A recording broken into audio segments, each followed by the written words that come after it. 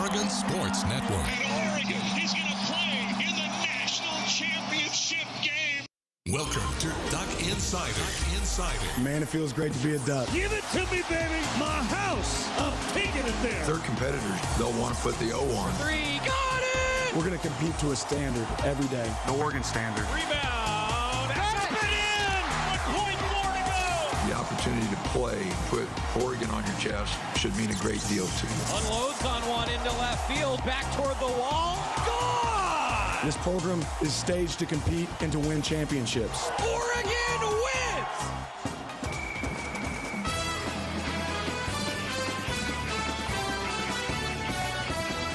This is Duck Insider on the Oregon Sports Network from Learfield, presented by On Point Community Credit Union. Better banking, local solutions. Live from the Country Financial Studio, let's talk Oregon athletics. Well, good afternoon, everybody. Coming to you live from the Country Financial Studios. Jordan Brenner sitting in for Joey Mack the rest of the week. And, well, we got a lot to break down this week. Pac-12 men's basketball tournament starting tomorrow. Oregon will be playing on Thursday. The game you're paying attention to, Washington State. Hopefully, let's say all of their good fortune in Vegas has run out if they win, or Cal. That's the game you're paying attention to. The Ducks will take on the winner of that game Thursday afternoon, which means no show on Thursday afternoon. Great show today because Jody Sykes stopped by the studio earlier today and spoke with Joey Mack. A great conversation about NIL, the changing landscape of college athletics, of course, offering some expertise about women's golf and volleyball as well. So that's great stuff. Missy Lombardi later on in the show, Oregon softball head coach, breaking down the 4-1 weekend and Pac-12 conference play coming up. And then at the end of the show, stick around for Riku Nishida because I'd say he had the best 90-second interview in the history of Oregon athletics. That's coming up later in the show, and we'll also look forward to the Pac-12 men's basketball tournament. So a lot to get to today, so let's get right into it. Jody Sykes with Joey Mack. We're talking on a Monday for Athletic Director Tuesday because I'm on a flight with men's basketball probably as we speak, and so Jordan Brenner has tossed to this interview. That's how we break the fourth wall, as they say in the TV business. Jody Sykes is with us. Hi, Jody. Hi, how are you? Thanks for being here. Thanks for having me. So the reason that we're talking on a Monday is twofold. One, because I'm going to be on said flight. But then two, you've got meetings because you're, actually very busy. Well, it's just a busy time of year for everyone. But, yes, we actually have a Pac-12 compliance directors meeting in conjunction with the tournament. Right. So I'm actually flying down tomorrow morning on a different flight. Yeah. And I go to meetings tomorrow afternoon. I'm actually coming back here on Wednesday. I get here, noon or 1 o'clock, and then I'm leaving with beach volleyball on Thursday. So, we're going to squeeze these in where we can. This is great. Well, thank you for doing it. Oh, my pleasure. Thanks for being with us. The tournaments, it's interesting. Signing day is like a football celebration for each fan base.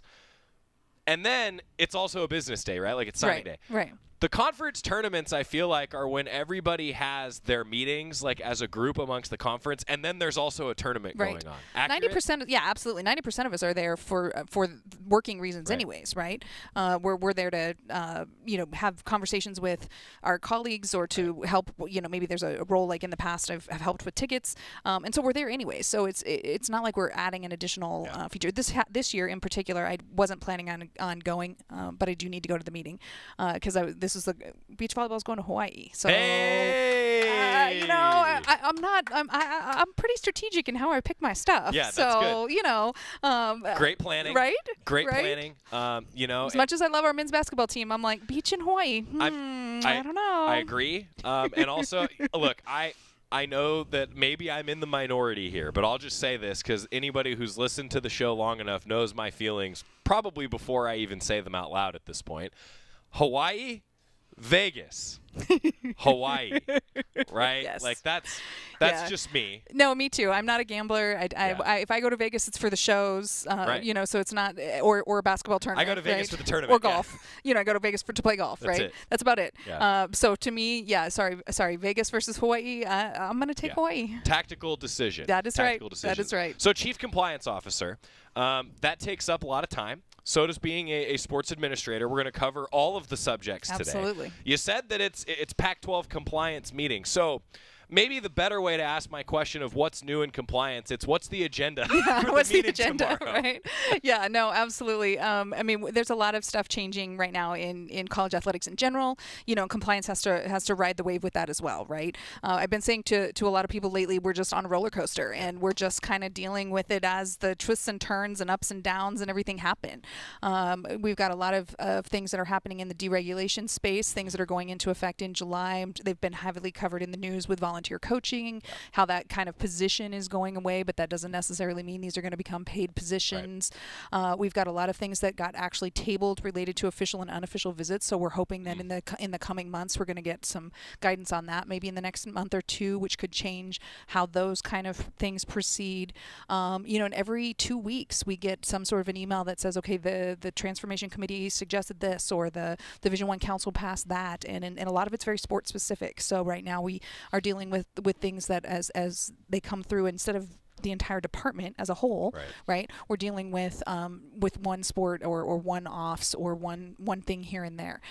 So doing a lot of keeping up with that. I think that the weeds and the nitty-gritty, I don't know that the fans are going to be interested in that, but I can tell you that it is a huge, huge roller coaster right now, in that every time I get a question, I feel like I have to go back to the book or back to what's now on the computer, look it all up. Right. Because I'm like, okay, wait, is that the old rule or the new rule? Has that changed? Is that effective? And so it's this constant, like, am I right? And so you're just constantly double checking the answers, because you want the coaches to have the accurate information, right? You want them to have the best things that they can have, whether that's out in the recruiting or with our current student athletes. And then of course NIL, which we're going to talk about, is constantly a factor into that. So before we get to NIL, one of the things that I like to do in having you on is you can give us the inside of what's happening, but then also you can help us all understand some of the headlines. So I'm going to ask this in the best possible way I can imagine. Okay, so there's a lot of headlines around the change of college athletics. You mentioned like the transformation committee. Mm-hmm. How accurate, for lack of a better description, are the headlines to what maybe the actual details of each individual topic are? Like, how detailed is the general news around right now, so that fans and people like me are accurately understanding what's going on? Yeah, so you'll see me referencing my phone here. I'm looking at some of the notes that I have about this upcoming Pac-12 meeting. So forgive me, I'm not checking messages here. If you were, we would have been like, yeah, Joey does that all the time too. So I get it. But a lot of what we're doing is dealing with, the transfer. Let's take transfers for example. Okay, because everybody talks about transfers and that's the transfer the portal, grabber. and that's the headline grabber, right? So, we look at the transfer portal and we look at the data and we look at the information that's available out there, and there are actually some pretty decent articles. I think there's even one on the NCAA website that someone else maybe has written, but they posted it there as well. And it's about quarterbacks. Football quarterbacks at the Division I level, how many of them entered the portal in the previous 2 years' data, not including this year's data because obviously we're still in the middle of this year, but the previous 2 years' data, how many of them found new homes? Were those homes at the same level? Were they still on scholarship? All of this interesting data, and I don't have that in front of me, but it was really interesting that something like 40% of just these quarterbacks, who are theoretically the captain of the team, right? The highly recruited, the highly publicized, the highly, sought after person, 40% of them that went in the portal did not find new homes. And so if it's 40% for a quarterback in the sport of football, what does that look like in some of these other sports? And how many of these student athletes, maybe they're finding a home, but they're going to walk on to that team instead of being on scholarship. Or maybe they result in walk on and they get the playing time they wanted, which is why they transferred in the first place.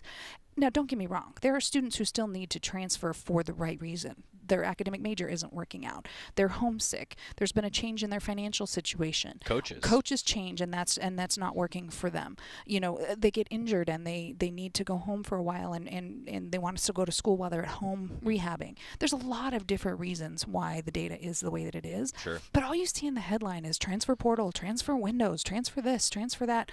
There are some really good articles out there that I wish people would focus on about how the grass isn't always greener on the other side. Sure.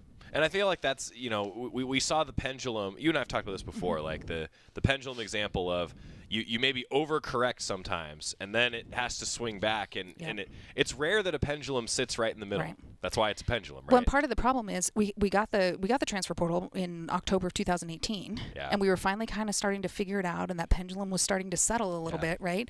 And then they put in the transfer windows, right? So now we've got the pendulum is swinging big again because all of the students are trying to absorb, okay, wait, when can I put my name in the portal and why?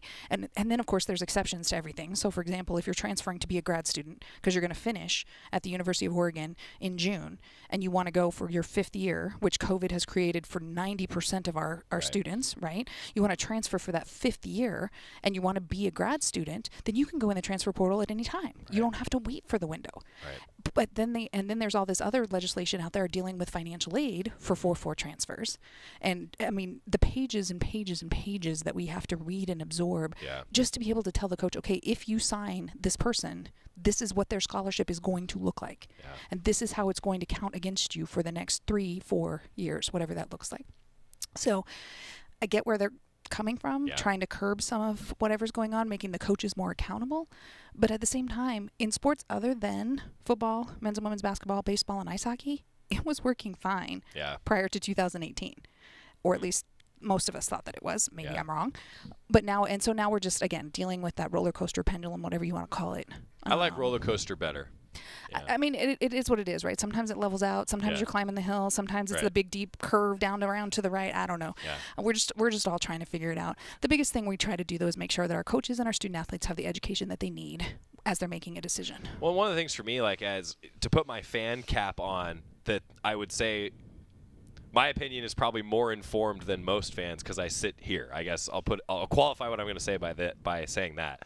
I just hope that the cart stays on the roller coaster track. Right. You know, that I feel like is kind of everybody's thought here. And I think that the cart's not going to come off the rack, off the rails, off the whatever it is for transfer purposes. Yeah. I think if the cart comes off the rails, if we see a derailment, it's going to be for other reasons. Right. Makes sense.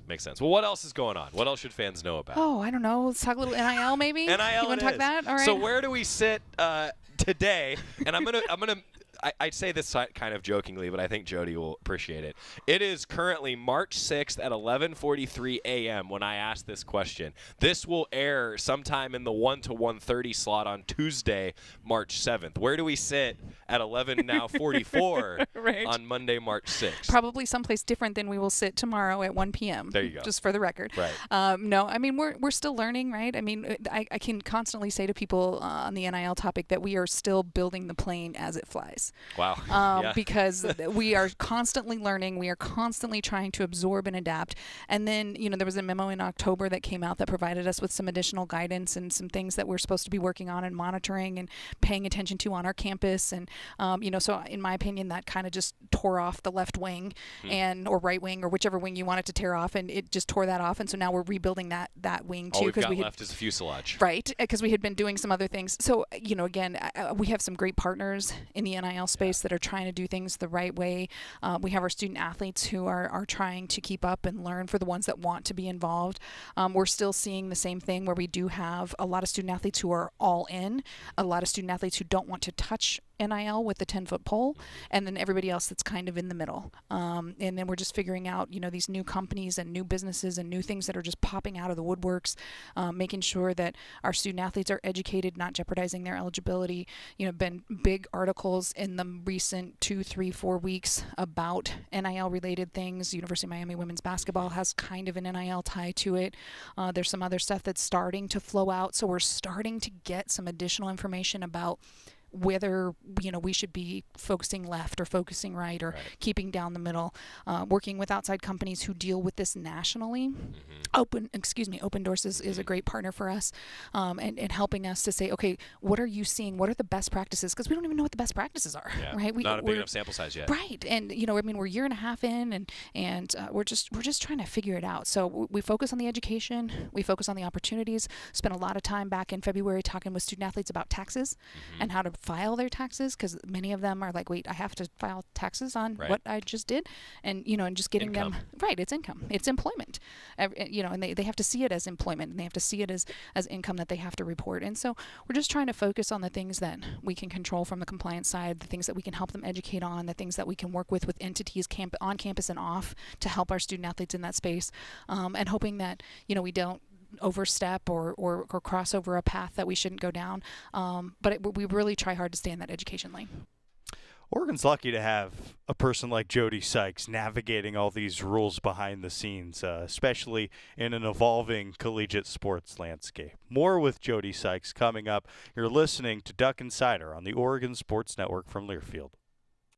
Hey Duck fans, we're all about protecting our home turf here in Eugene. You should do the same for your home with Country Financial Insurance. Most home insurance doesn't account for inflation, but with Country Financial, yours can. If something happens to your home, make sure you can rebuild the same house in the same place. Call a local representative or 866-COUNTRY and get a solid defense for your home. Home insurance policies issued by Country Mutual Insurance Company, Country Casualty Insurance Company, or Country Preferred Insurance Company, Bloomington, Illinois. Property must meet age and condition requirements, which vary by state. From the weight room to the classroom, on the field and off it, On Point proudly supports University of Oregon athletics because student athletes do so much more than bring us pride on game day. They bring our entire community together in Eugene and all across Oregon. So whether you're watching the game in the stadium, at home, or at your favorite local business, their success makes all of us stronger. On Point Community Credit Union, onpointcu.com. Federally insured by NCUA, Equal Housing Opportunity. Don't go anywhere. Duck Insider continues after these messages on the Oregon Sports Network from Learfield. Some of the best sounds you'll ever hear are generic, safe, effective, even money-saving, just like FDA-approved generic drugs. Even if they don't come in the exact same color or shape as their brand name equivalents, they have the same key ingredients and go through a rigorous review process. Talk to your doctor or pharmacist today and visit fda.gov/generic drugs. Generics are safe, effective, and can save you money. You'll like the sound of that.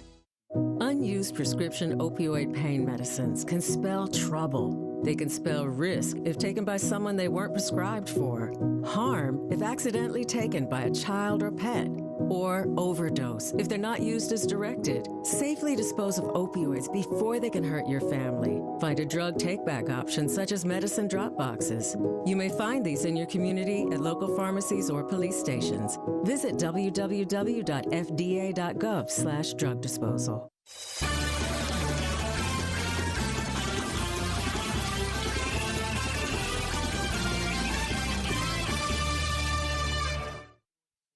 Welcome back to Duck Insider. Jordan Brenner inside the Country Financial Studios. A busy day here on Duck Insider, and now continuing with the Chief Compliance Officer, Jody Sykes, with Joey Mack earlier. So what's next? I mean, where are we headed as we sit here today? NIL is a big topic, and I want to, I guess, revisit one thing that you mentioned as I asked this. Like, it is still about the student athlete and making sure that their head is on straight, right? Yeah, for sure. And that's difficult. Maybe more difficult today than at any point in college athletics history. Absolutely, right? I mean, college athletics is more of a business than it's ever been. Sure. And that's just, I'm sure other folks have sat in this chair and told you that. So, we're trying to navigate this new space of what does that look like. And yes, they are still student athletes. The NCAA bylaws still require them to go to class, still requires them to pass certain numbers of credits, still requires them to maintain a GPA. And it's sometimes it's a chore for them because they want to focus on these marketing opportunities or these entrepreneurial opportunities and go to class and do all of the things that are required for practice and competition and be really successful and find a balance in all of that, because they do. I mean, student athletes at this level are super competitive, and that applies to all parts of their life, right? The classroom, their entrepreneurial activities, their families, their social lives, whatever that might be, they're super competitive. And so finding that, kind of balance of it all is a new world for them. our student athletes have been very structured in the past, right? Yeah. You go to class, you go to practice, you have a little bit of free time, you study, you get up, you do it all over again, right? Well, now there's these whole other elements that you're bringing into all this. So what do you take out? Where do you decrease your social time so that you have time for these NIL opportunities? And every student is different. Right. Every student is different in what they need from us. Every student is different in what they want to take away from the sessions that we offer. And so I don't know what the future looks like. I think we're all just trying to make sure the students are empowered to do what they feel like they want to do within the bounds of whatever the Oregon state laws are or the NCAA rules are, and just provide them with opportunity. And we've been doing that in a lot of ways for a lot of years. This is just the next avenue that we're doing that. Next thing. And we all hope that the airplane is fully constructed and then, it stays in the air. Right. That's the idea. Jody Sykes joining us. Okay, so we could talk, the latest in the state of college athletics. And, that has become a lot of what you and I talk about on like every 6-week period or so because it's been moving so fast. But put pause on that. For sure. We'll revisit it after your next round of legislation. Sounds and great. meetings. Sounds great. So you're going with beach volleyball. Let's start there. Okay. Get to go to Hawaii. Yeah. Beach volleyball season off and running. It's very common, actually, that Jason Dillard is sitting in the theater adjacent to the studio, having team meetings sometimes. I'm very happy to report that is usually after Duck Insider, so I'm not annoying them when I talk loudly because this is not a soundproof wall. But it's been fun to watch that program continue to grow. Absolutely. Yeah, we have had a lot of good success with Jason as our coach. I mean, this is his second year as our head coach. Our beach student athletes continue to grow and develop. I think this is the first year where we don't have a single indoor volleyball student athlete on the roster. So we didn't have any crossover this year from the indoor roster to the beach roster. So big deal. Yeah, it's a big deal. I mean, and it's not that they can't. It's just that this year it didn't fit or they were injured or whatever it was. And so we're doing what we can with I think it's 14, maybe 15 that are on just the beach roster. They've already had one of their a couple of wins, or I think one or two wins already this year. They've just got back late last night from LA, and then turn around and leave on Thursday for this Hawaii tournament. Super grateful. I'd like to shout out really quick to the University of Hawaii for their sponsorship. We can't go to this tournament without the 10 flights that they sponsor for us. And 10. That's 10. They pay for 10 of our flights to get to Hawaii. So yeah, that's a big kudos to the University of Hawaii for figuring out, and the travel agencies and however they work that out for us to be able to do that. So super grateful. Yeah, the logistics. We've all seen, talk about headlines. We've all seen the headlines of traveling in particularly the United States right now. So now imagine trying to do that for all the sports teams. This particular travel party is 18, so it's not as big as some of our others, and it's not as small as like women's golf, for example. Right. But it's 18 people. You have to get there and feed them and house them and fly them. And fortunately with beach, you don't have a ton of equipment that you have to bring. So, that part of it is at least good. But yeah, this is going to be fun for them. 10 years into the program, we started this program in the fall of 2013. So we're almost 10 years in, and this is their first trip to Hawaii, which is Queens Beach, where we'll be playing. It's called the Queens Cup, and it's one of the meccas, so to speak, of beach volleyball. Well, to give a little context, you talk about that program and why it's so significant that here in the 10th year that there are no indoor students crossing over. There was a lot of that early on, and the most successful schools in beach volleyball are the ones that they have the focus just on beach volleyball. It really is a different sport, It is, yeah. There's similarities for sure, but it's a different sport from indoor to beach, and so that just speaks to the growth of the program here at the University of Oregon. Absolutely. There have been 6 national championships under the NCAA's umbrella for beach volleyball. USC and UCLA have won all of them. Shocking. So, that tells you how strong the Pac-12 is in terms of, not that the Pac-12 isn't strong in a lot of things, but in terms of beach volleyball, the Pac-12 is super strong. And you look at the women that are in those programs, in the UCLA, USC programs, they grew up on the beach. Yeah. They've played beach pretty much their entire lives, and we have some of those, but we're still, and then if you talk to Coach Dillard, the 2025 class, because of the growth of beach volleyball, has so many more student athletes that are willing to play just beach. Yeah. And so he was telling me the other day that 2025 recruiting class, there's just so many more to choose from, and more people that want to branch out. And so I'm hoping that will continue to grow the beach volleyball programs at other institutions as well as, in the junior leagues and in the younger levels, which helps everything. Yeah, we're going to get Coach Dillard on the show once I'm back from basketball postseason. Excellent. And I was actually just looking at the schedule before you and I were talking, because on the 23rd, for example, they play Corbin in Eugene, an afternoon match. So right around Monday the 20th, you'll want to tune in for Jason Dillard. He's a great conversation. Yeah, we only have 3 home competitions for our beach volleyball team. They already played Bushnell here at home, and then we play Corbin, as you mentioned, and then we have Senior Day in April. So, if you want to come out and watch them, come out to Amazon Park. We play out there. Go to GoDucks.com and look at the schedule. But yeah, they're very appreciative of the fans. They're very appreciative of the opportunity, and they're a great group of young women. I've got a picture from this past weekend of these 2 little girls that wanted to just come up and meet them. That's great. And just how excited they were just to meet the beach team. That's cool. All right, I got to ask you about one of your other loves, and that's golf. Absolutely. Let's start with breaking ground on the Jake. Sure. The new golf facility that's currently under construction for the University of Oregon. Just take us through that, Jody. Yeah. You got a smile on your face. No, just it's how fantastic. Cool is this? I mean, we've been working on a facility for golf in a variety of ways for many years, probably as many as 10 years, for them to have a covered space, a space that's just their own space. Very, very fortunate for Jem Pliska out at Emerald Valley to have given us the land to go ahead and do this, and finally gotten all the permits and all the permissions and everything. And yeah, we finally broke ground. I made them go out and take some pictures, just of the official, like, we're actually moving dirt out here. Oh, we showed them. Excellent. See, there you go. I want to know where we store the shovel for those photo ops. That one shovel that's yellow. The one shovel that's yellow. I know where it is. Would you like to know? I would love. I have a serious question. Do we store that just for this picture photo op? It's actually Rob Mullins' personal. It's really his shovel? Yes, it is actually his shovel. Yes. It lives in his office. You could go up there right now, and it's in his office. And actually, it has like an engraving on it. I don't even know what the engraving is on the handle from one of the previous events where they were created for. It might have even been the Jane. And so for these purposes, we bring it out, but then we can kind of Photoshop it a little bit so that you can't see the engraving. But yeah, and then we just got other regular shovels for everybody else. But it's like, Robbie, I need you to bring your hat. The one shovel. Your construction hard hat with all the logos on it, and I need you to bring your one green and yellow shovel so we have this for the photo. Oh, yeah. I am gonna have to, as soon as we're done, We should get it and put it like right in here so that you can have it on the screen. I'm gonna mark it on my talking points for next time Rob's on the show and ask him to bring it. There you go. And just be like, Rob, how many times have you used this shovel?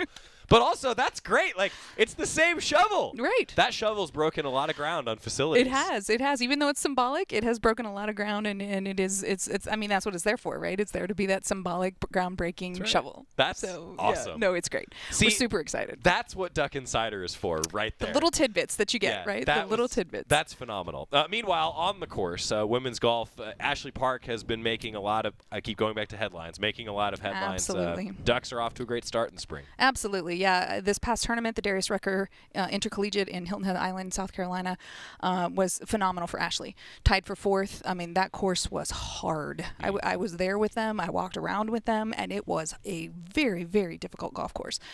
So, I know that Coach Radley wasn't as pleased with our team finish, but we held up, especially in that last round. And Ashley was just the model of consistency. She was just even keeled the whole time, and she's really been a great addition. So you talk about transfers we were talking about earlier. She's been a great addition to the squad as a transfer. So the team won 2 weeks prior to that. Right. It used to be called the Northrop Grumman, and now it's called the Therese Theron Regional or something. And won that, beat Stanford. That's a huge win for us. Pushed them up to number 3 in the country. We might fall a little bit because of our 9th place finish at Darius Rucker, but the field at Darius was extremely difficult. It's like every NCAA tournament. Pretty much. And every then some, NCAA postseason right? team. Yeah. And, it's good it's good to go compete in the Eastern time zone in case we get sent there for a regional. Right. Different kinds of greens, different kind of golf course, different approach, so the team learned a ton from that trip. And I will tell you just anecdotally, make sure you take the bug spray. You can't see this on the screen. I can. I don't know if you can see this on the screen, but this is just an example of the 700,000 bug bites that I got in Hilton Head, South Carolina. And I put on bug spray, and I still got eaten alive. So it was a bad timing. They were just getting out of the ground because it had finally started to heat up. But fortunately, I think the team got eaten less than I did. But the bugs, I'm telling y'all, it was crazy. Well, okay, so we're not going to zoom in. But I mean, Jody, I can see now that you show that, I can really see and that's been some time. Yeah, this is. I mean, we got back here last Thursday, so what's that? 5 days or so, 4 days or so that they're. I didn't put on itch cream this morning for the first time, if that tells you anything. Young Joey, going camping, that would have mortified me. Oh, yeah. I mean, it's just, and a young child would not be able to handle this because as an adult, all I could do was not just scratch the heck out of myself. Did we have to put, like, oven mitts on you? No, but my partner, Rob, threatened to put socks on my hands at one point because I was, like, itching. He threatened. I was like, okay, I'll stop. On that note, hey, the random things that you come across on Ducks Insider. That's really what Duck Insider is for, right there. Anything that we missed? What else should fans know? Oh, just appreciate everybody's support. Fans have been phenomenal this spring, this winter, and we look forward to their continued support into our spring sports and as we get through the spring seasons and spring term, and just really appreciative of everybody that's coming out to support our men and women, and just appreciate them. If they have questions, make sure you ask us, not just me, but all of our staff are willing to help, and just looking forward to keep going, see what April and May bring. That's right. Safe travels to Vegas and back. Thank you. Quick turnaround, and then also really safe travels to Hawaii. Exactly. Yeah, Jody Sykes, everybody. Thank you, Jody. Good to hear from Jody, the Chief Compliance Officer here at the Athletic Department. Before our break, wanted to remind you that the 2022 Oregon football trading cards are now available exclusively at your local Jackson's food stores. The cards feature over 100 of your favorite Duck football student athletes, and 1 out of every 10 packs will contain a special edition signed card. So be sure to collect them all to complete your set. Visit jacksons.com for store locations. Jacksons, let's go. A break. We come back and preview the men's basketball Pac-12 tournament and look at some of the conference awards. That's after this on the Oregon Sports Network from Learfield. Now's the time to imagine yourself in a new Toyota, like Tundra. Go for a spin, enjoy some off-roading, or build your kids that treehouse you promised them. Hey, they deserve it. Toyota, let's go places. See your participating Toyota dealer for details. Dealer inventory may vary. Event ends April 4th. At Shadow Hills Country Club, our all-inclusive event pricing allows us to take care of all of the details while you enjoy your event. Our wedding garden, expansive grounds, ballroom, and meeting rooms can accommodate any size event and come complete with full catering and service staff. From weddings to business and social events, Shadow Hills offers the benefits of a resort atmosphere and the peace of a country setting just minutes from downtown Eugene. For more details, call us today or go to shadowhillsevents.com.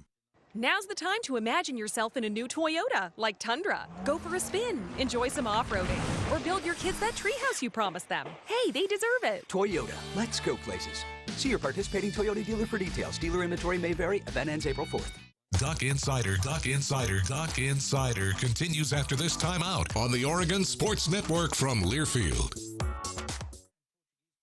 Are you thinking about buying medicine online? A search for online pharmacies yields more than 20 million results. But which ones can you trust? Medicines bought from unlicensed online pharmacies can be dangerous. You may get a fake drug, your condition may get worse, or you may experience a bad reaction. Don't put your health at risk. To learn how to find an online pharmacy that's safe and legal, visit fda.gov/BeSafeRx. A message from the U.S. Food and Drug Administration.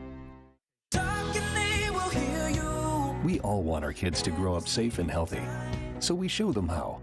With honest conversations that let them know what we expect. That's especially important when it comes to alcohol and other drugs. And when it comes to pain medications, opioids, they need to know that they should never be shared with friends or family. For more information about talking with your kids about underage use of alcohol and other drugs, visit underagedrinking.samhsa.gov.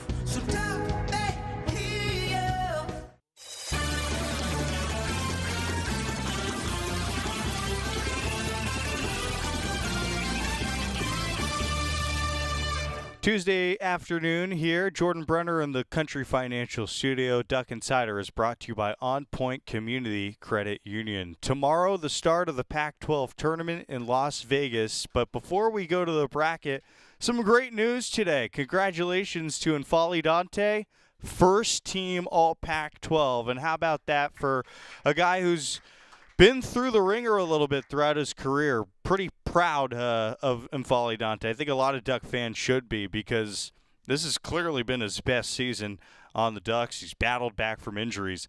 This year, Dante led the team in points per game, 13.5, rebounds per game, over 8 a game, and averaged 1.4 blocks per game. Just pretty dominant stuff. And when he shot, didn't it feel like it was going to go in every single time? 64% from the field, also averaged over a steal per game. Second in the conference in field goal percentage, and his career average is now over 64%. As it stands right now, that's the best in school history. Congratulations to N'Faly Dante, the first Oregon player to be named first team All-Pac-12 since Chris Duarte and Eugene O'Marie back in 2021. Both those guys are in the association right now. This one's even more crazy. The first true center to earn the distinction since Scott Phillips. This is your time here. Jerry Adams in 1986. Even before Scott Phillips' time. Sorry, Scott, you're just like 100 years old to me.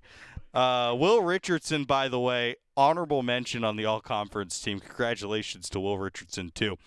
We got the awards for the Pac-12. Jaime Jaquez won Player of the Year. Jalen Clark from UCLA won Defensive Player of the Year. Adem Bona from UCLA, Freshman of the Year. Umar Ballo, Most Improved Player. I don't know if he would have been Most Improved if he played N'Faly Dante every game. But the sixth Man of the Year goes to Reese Dixon Waters, and Mick Cronin won the Coach of the Year this year. So looking at the Pac-12 tournament bracket, if you're an Oregon fan, you're watching the Cal-Washington State game tomorrow at 2:30 p.m. That's going to be on the Pac-12 networks. The winner will play Oregon on Thursday at 2:30 p.m. So Joey will have you covered for the pregame show starting at 2 p.m. If Oregon wins that game, you're going to play either UCLA, Washington, or Colorado. I think pretty good chance you're going to play UCLA. But the Bruins are going into the tournament without their best defensive player, Jalen Clark, out for the Pac-12 tournament. Going to be interesting to see how that affects UCLA both in this tournament and on Selection Sunday. He's a really important player for them. I remember the game at Matthew Knight Arena between Oregon and UCLA. Well, yeah, Jaquez was scoring at will in the second half, but Oregon wasn't scoring on the other end, in large part because of the defense of Jalen Clark. So that's a big, big, big story heading into a potential Friday contest between Oregon and UCLA. That one would be at 6 p.m., but the Ducks going to have to take care of the Cougars or Cal before that. Pretty exciting stuff. The Pac-12 tournament. If you're Oregon, you're entering the thing hoping to win it. That's the goal. That's really the only way that you can lock down a spot in the NCAA tournament. However, if you can beat UCLA and maybe compete against an Arizona in the Pac-12 tournament championship, maybe that opens some eyes, and you're hopeful that Oregon can get to that point. The championship game will be played on Saturday at 7:30 p.m., televised on ESPN with the main crew, Dave Pasch and Bill Walton. Pac-12 tournament starting. Should be fun to watch. You're going to be able to see a lot of great hoops in a short amount of time. I always like it because while I'm doing my work throughout the week, you always got a game on the side. That's the great part about March Madness. Melissa Lombardi going to join us next. Oregon softball off to a red-hot start, a 4-1 weekend. We talked about it and some of the great moments from Oregon's time in Southern California. That is coming up next. You're listening to Duck Insider on the Oregon Sports Network from Learfield. From the weight room to the classroom, on the field and off it, On Point proudly supports University of Oregon athletics because student athletes do so much more than bring us pride on game day. They bring our entire community together in Eugene and all across Oregon. So whether you're watching the game in the stadium, at home, or at your favorite local business, their success makes all of us stronger. On Point Community Credit Union, onpointcu.com. Federally insured by NCUA, Equal Housing Opportunity. Hey, Duck fans, we're all about protecting our home turf here in Eugene. You should do the same for your home with Country Financial Insurance. Most home insurance doesn't account for inflation, but with Country Financial, yours can. If something happens to your home, make sure you can rebuild the same house in the same place. Call a local representative or 866-COUNTRY and get a solid defense for your home. Home insurance policies issued by Country Mutual Insurance Company, Country Casualty Insurance Company, or Country Preferred Insurance Company, Bloomington, Illinois. Property must meet age and condition requirements, which vary by state. Duck Insider, your home for the latest news on Oregon athletics on the Oregon Sports Network from Learfield. We all make choices about alcohol. Kids make choices whether to drink or not. Bye, Dad. Remember, I'm going to Alex's party tonight and sleeping over. Hey, remind me about that party again? And adults make choices whether to talk about it. That's true of parents and every other trusted adult in a kid's life. Kids want to know our expectations, and they want honest answers in everyday conversations. So talk with your kids and help lead them on a positive path, because when you talk, they hear you. Learn more at underagedrinking.samhsa.gov. Meet Ed, movie buff, animal lover, safe driver. 5 years of driving an ambulance teaches you a thing or two. If people knew what I know, lives could be saved. When I see a car trying to rush past a turning bus, I get concerned. You see, when big vehicles turn right, they have to swing wide to make the turn. And that's a lesson you don't want to learn the hard way. When trucks and buses turn, let's you and I wait. It's our roads. It's our safety. Visit www.sharetheroadsafely.gov.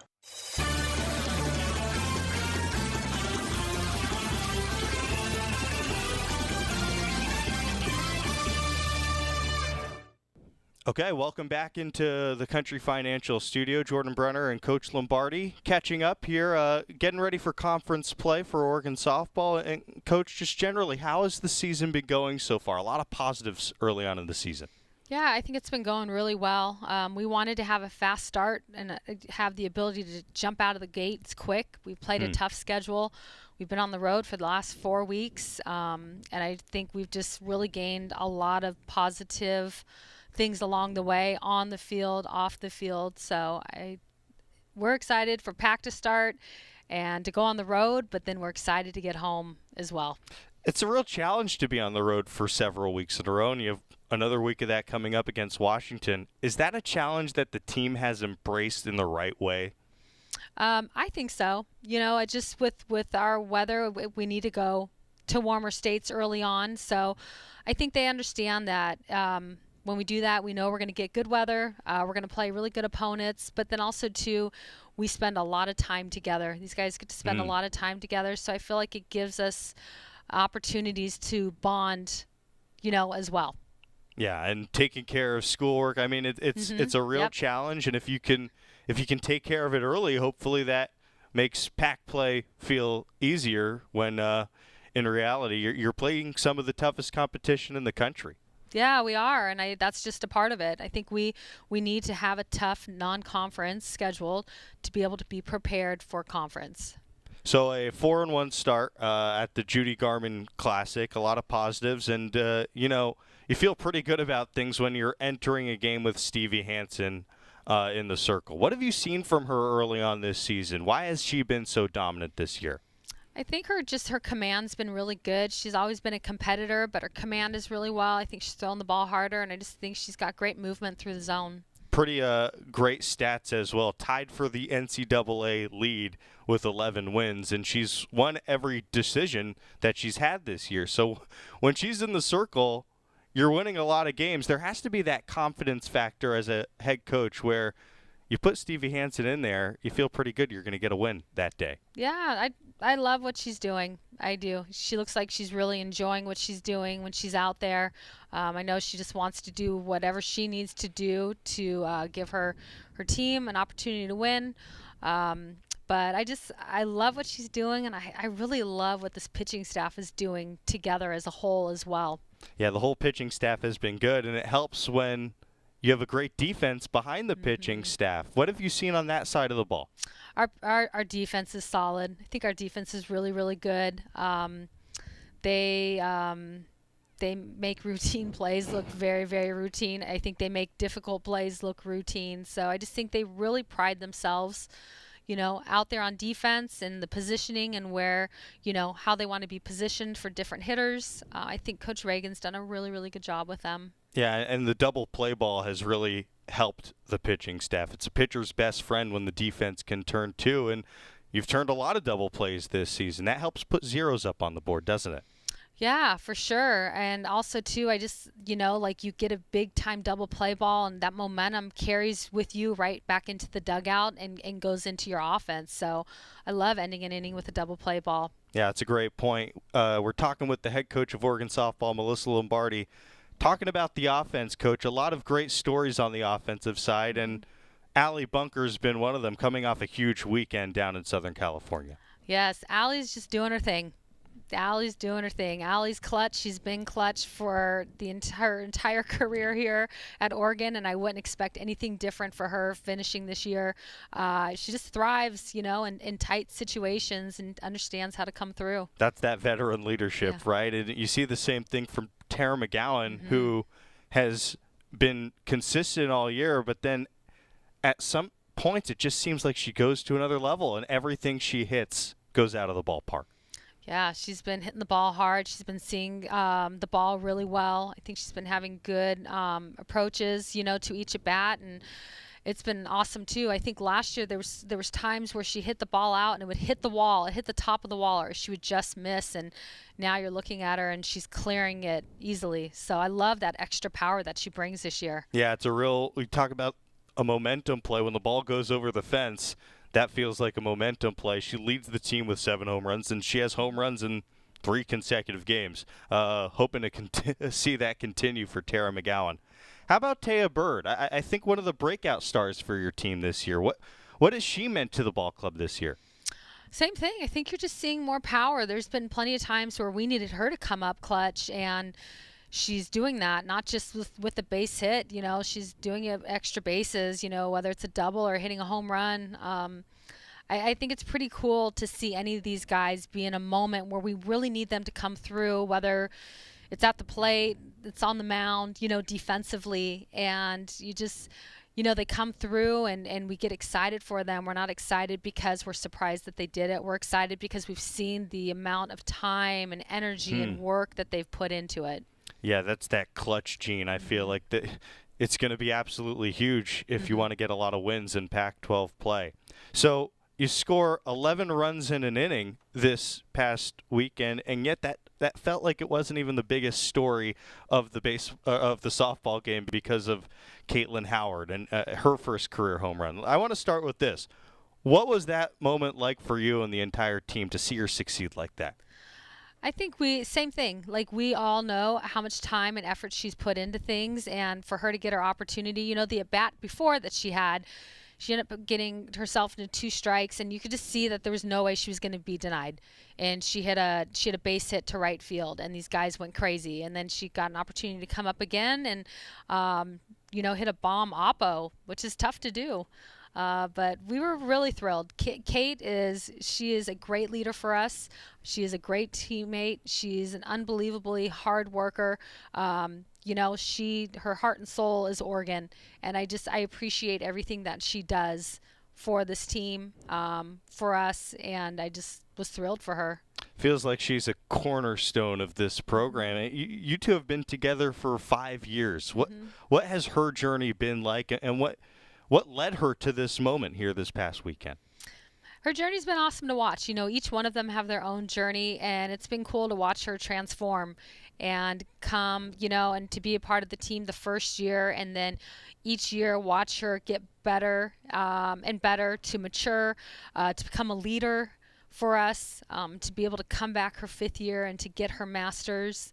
I'm excited for her and for her to finish this year the way that she wants to finish it on her terms, but then also what's next for her in life. She's successful and will be successful in everything she does. Yeah, I think it was amazing. Not only does she hit that home run, first of her career, but the way that she battled in that count, I think it's symbolic of her journey in college, and just speaks volumes about the locker room and her as a player. I thought it was a great moment this past weekend. We're with the head coach of the Ducks, Missy Lombardi, now looking ahead to the first weekend of Pac-12 play, and I know a lot of fans are excited for many of them, it's the first chance to watch the team up in Seattle this upcoming weekend. Do you sense that your team is ready for this challenge? I mean, pack play, it's serious now. We're getting going here. Yeah. No, I think they're completely ready to go. Like I said, we played a tough non-conference schedule, and we needed to do that to be able to play a tough pack. And we need to be seasoned and play in the pack for postseason. So you just think how each one prepares us for the next. So we're excited. We cannot wait to get started with the pack. All games going to be televised on Pac-12 Network. Ryan Milano going to be on the road as well for the hometown radio call. Just quickly, one last thing. The scout on the Huskies, always a good team up there for Washington. Yeah, complete team. They pitch well. They've got really good defense. They hit well. They're a team that knows how to win and has had success. So it's about us going up there and just playing our game. Playing how we go about our business, playing for us. When we have opportunity to be clutch, like these guys, you've seen the clutch, that clutch gene that you're talking about come through in all three cylinders. So it's just being clutch as well. We're looking forward to it. Missy Lombardi, Ducks and Dogs this weekend. Coach, always appreciate the time. All right, thanks. Coming back.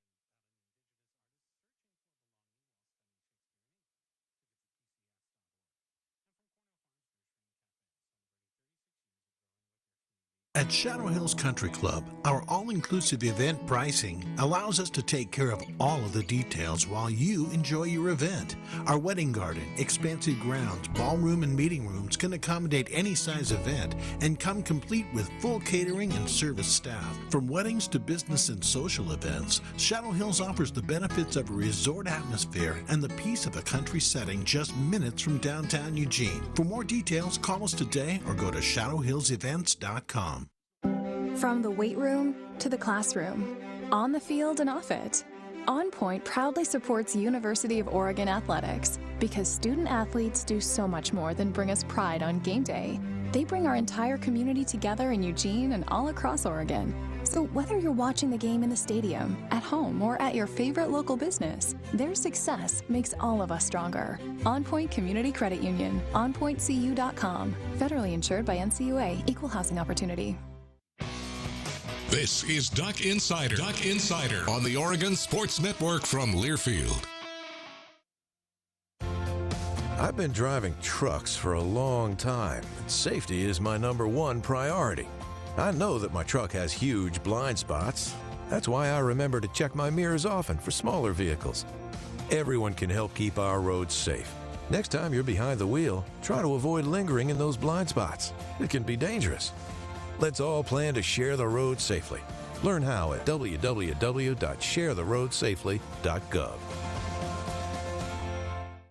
I found hope in the midst of an overwhelming situation. Alcoholism is a disease that can affect any family. Everyone suffers, but there is help and hope at Al-Anon Family Groups. Al-Anon gave me my life back. I'm a better father and husband. Are you in an overwhelming situation because of someone else's drinking? Al-Anon and Alateen can help. Local and virtual meetings are available. Maybe one could work for you. Call 1-866-200-0033 or visit alanon.org/hope.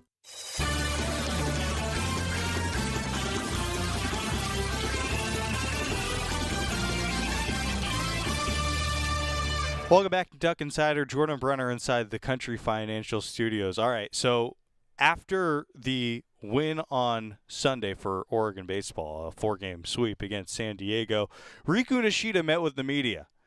This was the first time Riku Nishida had met with the media here at Oregon. And he was talking because he hit a home run to the opposite field. It was his first home run of the season. And he did it with a wood bat. And let me just say, this is the most delightful 90-second interview that you'll probably see all year on this show. Riku Nishida. Riku, how did it feel hitting that home run? That's so good. So good. Yeah, first time hit home run since I came here, so yeah, it was fun. How many did you hit in Japan? When I was high school, I hit 7. Yeah. Did you feel like that was, when you made contact, did you think that was going to go out? Oh, no. I thought triple or, yeah, double. That was a wood bat you used, right? Yes. So the last couple of days we talked about how you use multiple bats. What's your philosophy in going into that? I mean, when I woke up and then I grabbed the bat, and then that's my bat. So, I mean, yeah, I don't have like any opinion, and I prefer wood. So, yeah, more than middle. You've also noticed that you take a right-handed warm-up swing, and with 2 strikes you squat down to the ground. Mm-hmm. What's your reasoning behind doing those things consistently? Sorry, I don't have reason. Like reason? Just feeling. Yes. Rico, this is our first time talking to you. Just what's it like being at Oregon and playing for Coach Wasikowski? So fun. Yeah, I have so many like fun memory already. So, yeah. This guy's the best. Riku Nishida speaking with the media. He's not even fully on yet. You could tell he's still scuffling a little bit, hitting just 250. I think that's going to go up. But when he's getting on base at a 386 clip, that's pretty amazing. Because if Riku Nishida gets to first, it's pretty much a double. He already has 7 stolen bases this year. It's barely March. That's going to be Riku Nishida's record, barring any injury. Great to hear from Riku Nishida. We might have to cut out of this early, but let's get to the closer, Josh Milleris. Quite frankly, his stuff has been among the nastiest stuff in the country so far this year. Josh Waz said you look sharp today, and that's what that he and the pitching staff have come to expect from you. Just how did you feel like you performed? Felt pretty good. I mean, few misses that I can clean up. Overall, like definitely better improvement over Thursday and then past weekend. So I'm happy with what happened out there.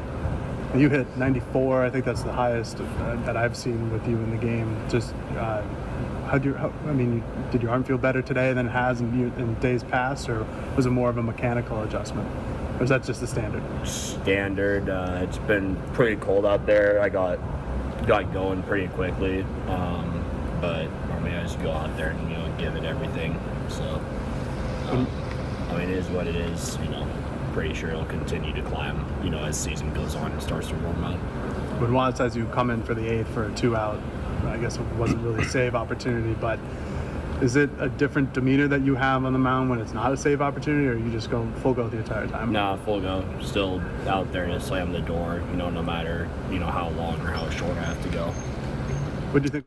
I saw a metric this week that measured just the stuff of pitchers, didn't take into account how many runs a pitcher's given up. It didn't take into account how many hits had been given up. Just the quality of pitches so far early in the season.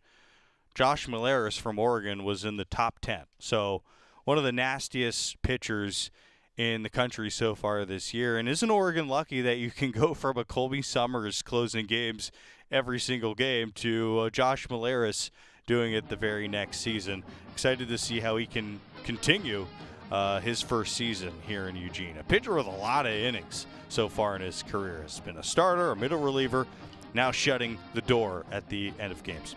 Good show today. Thanks to Brady, thanks to Mitchell, everybody hanging out here. Tip-off Tuesday starting at 2:30. So get yourself ready. Hoops this week, a lot of them. Thank you. Go Ducks. Talk to you tomorrow. Medicaid and CHIP offer free or low-cost health coverage for children and teens. Hospital and doctor visits, prescriptions, shots, and more are covered. That's peace of mind for parents if a child is sick or gets injured. And parents may now be eligible for Medicaid too, even if they've applied in the past. Enrollment is always open. Visit insurekidsnow.gov or call 1-877-KIDS-NOW. Paid for by the U.S. Department of Health